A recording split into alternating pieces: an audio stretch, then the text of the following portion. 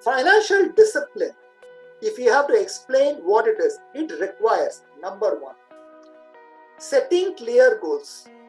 Doston, clarity is the purpose of life. Clarity is life.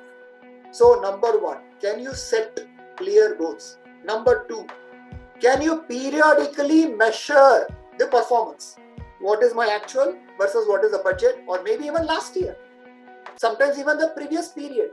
Can you first measure the performance in a periodic manner? Third, can you analyze the variances and understand क्यों ऐसे हुआ? अगर positive है तो खुश हो, but repeat it all the time. अगर negative है तो find out the reason. Why did the variance go negative? And fourth, take corrective action. So what are the four? Number one, can you set clear goals? Because clarity is purpose of life. Second, can you periodically measure the performance? Third, can you analyze the variance? Fourth, can you ensure that you're able to take corrective action? Why am I discussing this? When it comes to discipline, there are various aspects of discipline. Let's take contracts. What is contract? Agreements.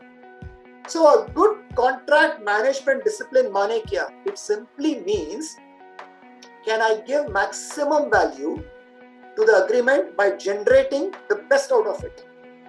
So whatever is agreement, can I generate the maximum value out of it? Second, can I ensure that I am able to control my cost? Third, can I ensure that I am able to minimize the business risk? Why do we enter into agreements? Simple reason. One is to minimize the business risk.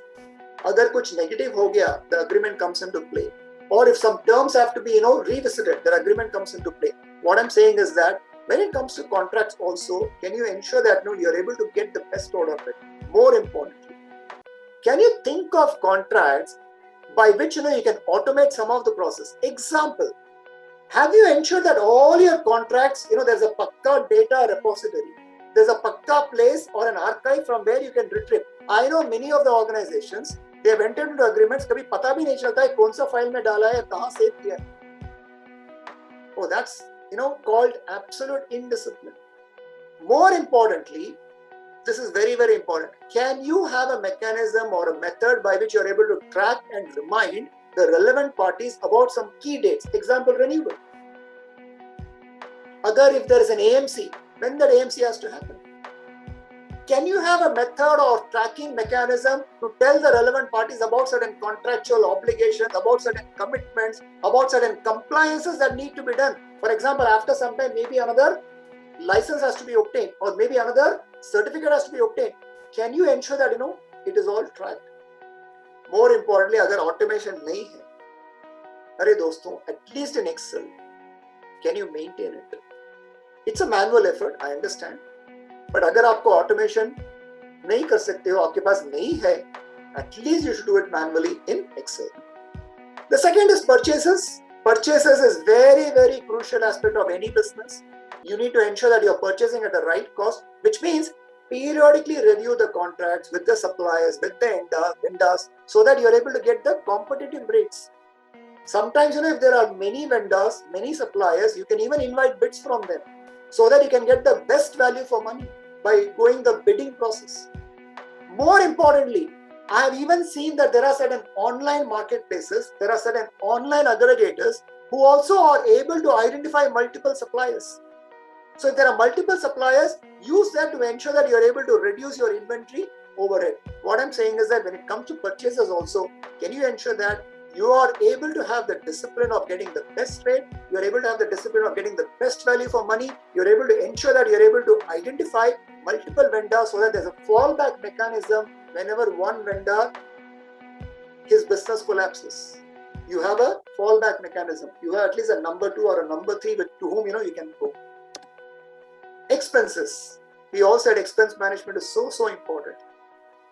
दोस्तों, ये एक सही बात है कि we have to first spend small amounts. Can I spend small first? I'll repeat that again. Can I spend small first? This should be the attitude. This should be the approach to a business. We must be frugal in spending. Our aim should be that our spend is always below the budget. I'll repeat that again.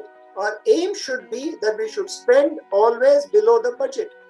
How we can do that? When you analyze your actual, when you tidy up the budgets, you will be able to understand how consistently you can spend below the budget, which means you have to measure.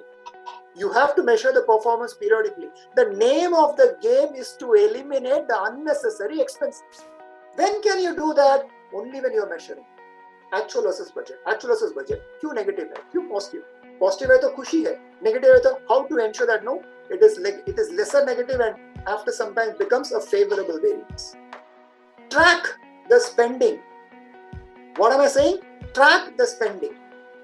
We need to track our spending to help us stay accountable for our spending. Can we bring accountability into our system? Can we ensure that no, we are responsible for each and every paisa जो हम spend कर रहे हैं? So one of the methods that I do, my dear friends, is I always query the expense. What is querying the expenses? Querying the expenses is to identify the cost and then ask this question: should I outsource this or should it remain bootstrapped? That is within my own control. Because when you query the question, when you query the expense, you will be able to understand what sort of resource allocation is required. When you do this resource allocation, you will be able to maximize the cash reserve. In COVID times, if we can't conserve cash, we will all fall into a much more difficult situation. And I'll tell you what, every time I query the expense, whatever is the expense, every time I queried it, I was able to understand, do I need to outsource it or is there a need for me to continue to have it bootstrapped? That is within the system. So I said always spend below the budget. The only exception is unless that spend is for a well thought out spend, which is going to lead to some significant growth or some significant gains. For that purpose, yes, which means you're seeing a success, why wouldn't you spend? So long there's a success, which you believe is going to come in the form of growth or gains, it's worth spending that money. Receivables, one of the most important term in a business.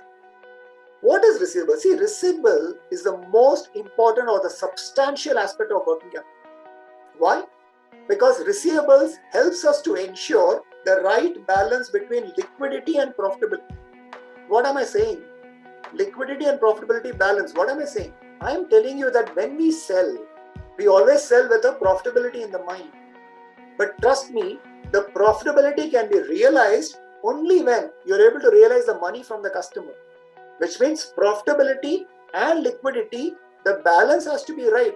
Naito, what's the point of saying that I sold to a customer and the customer delays. By the time you're getting into a working capital issue. So what I'm telling you is that an organization should determine what is the optimum level of credit that can be given to customers. It should have a mechanism because that's called discipline. Managing credit, collecting money are the two most important and vital factors that decide the fate of a business. I'll remind you again, managing credit, collecting money, both these two decide the fate of a business. So don't merely sell to customers.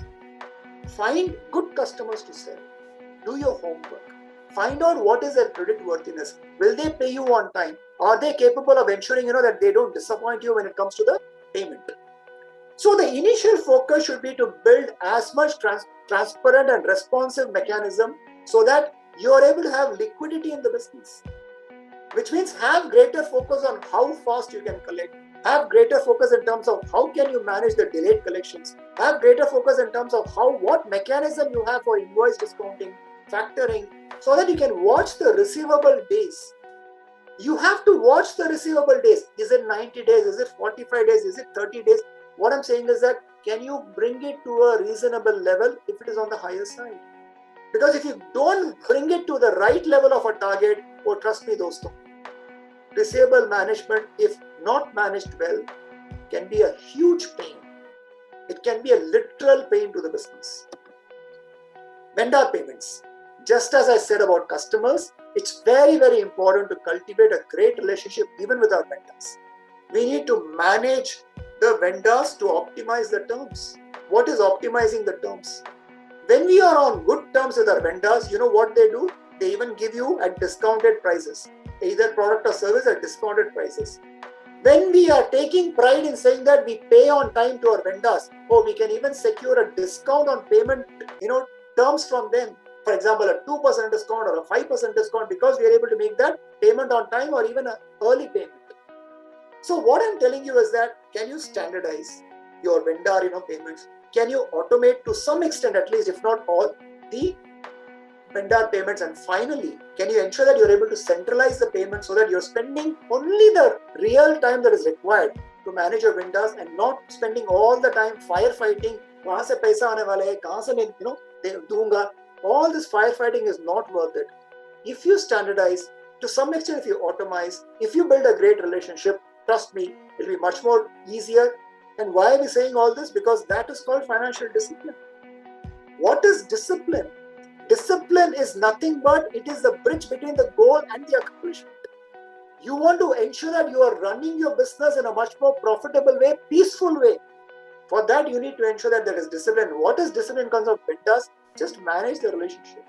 So regardless of the deals that is offered by the vendor, we should ensure that we should have a very good relationship. A good faith effort should be done to maintain that relationship. And finally, profitability. I already said, sales is vanity, profit is reality, profit is sanity. So profitability means what? Financial discipline and analysis is about knowing our numbers, where we stand. There is a beautiful statement. It goes, if we cannot measure, we cannot manage. So if you can't measure, how will you know the profitability? So which means, can you capture sufficient data to measure your business? For example, revenue by product or revenue by service. What about revenue by the stock keeping unit, what we call as SKU? Revenue by channel, revenue by territory, revenue by salesperson. Fix your profitability. That's the message I'm giving you. And you can fix the profitability only when you have financial discipline. What is financial discipline? Can you measure it? Can you measure your performance? Can you create mechanisms to ensure that poor performance is not rationalized? Poor performance is not, accepted, and more important, don't allow the goalpost to be changed. If the guy is, giving justification, don't go by it. Have a strict way by which you're able to enforce it. Of course, unless there are some, reasons which are extraneous. For example, the COVID situation that we are in, or maybe a reason where you can actually feel that it is much more genuine. So what I'm saying is that ensure profitability because profit is sanity.